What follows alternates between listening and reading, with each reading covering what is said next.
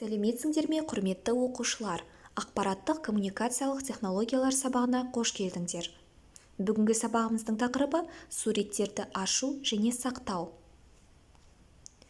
Осы біздер қандаймыз, талабы биік таудаймыз, ақылдымыз, көңілдіміз, үлкенге ізеттіміз, кішіге құрметтіміз, көп оқимыз, өнерліміз. Дей отыра бүгінгі сабағымызды бастайық.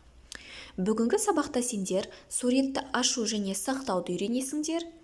Сақталған суреттің кеңейтілімі туралы білетін боласыңдар. Ойланып көріңдерші, балалар, графикалық редактор дегеніміз не? Графикалық редактор дегеніміз, балалар, компьютерде сурет салуға арналған құрылғы. Paint редакторының қандай құралдарын білесіңдер? Paint редакторының, балалар, өте көп құралдары бар. Мысалы, қарындаш, өшіргіш, бояу палитрасы және тағы да басқалар. Ал енді компьютерде сурет салу үшін не істеу керек? Ең алдымен пуск батырмасы, стандартные және Paint командасын шертуіміз керек. Сонда бізде мынадай терезе ашылады. Жаңадан сурет салу үшін создать батырмасын басамыз.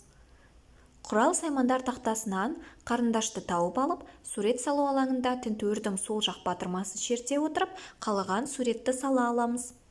Құрал саймандар тақтасында салған суретімізді өшіруге көмектесетін өшіргіш те бар. Салынған суретті қалай сақтаймыз? Суретті салып болған соң, балалар, оны сақтау керек. Ол үшін Paint файл батырмасын шертеміз, сақтау командасын таңдаймыз. Ашылған терезеден ретінде сақтаймыз, ұяшығына қай орынға сақтау керектігі көрсетіледі. Файлдың атауы ұяшығында құжатқа атау береміз және сақтау батырмасын басамыз. Суретке қарап мұқият үйреніп алыңдар. Есіңде сақта, суретті Paint редакторына сақтағанда файлдың кеңейтілімі PNG болу керек. Мысалы, 3-ші сынып .png. Сақталған суретті қалай ашамыз? Сақталған суретті қарап шығу немесе өзгерту қажет болса, оны ашу керек. Ол үшін Paint файл батырмасын шертіп, ашу командасын таңдау керек. Білгенге маржан, сақталған суретті ашуда сол суреттің сақталған орнын білу маңызды. Суретті ашу және суретті сақтау командаларын үйреніп алыңдар. Қорытынды, бүгінгі сабақта сендер, балалар, салған суретті қалай сақтауды және сол суретті ашуды үйрендіңдер. Сонымен қатар суреттің кеңейтілімі туралы білдіңдер. Бүгінгі сабақты қаншалықты түсінгеніңді жетістік баспалдағы арқылы бағалап көр.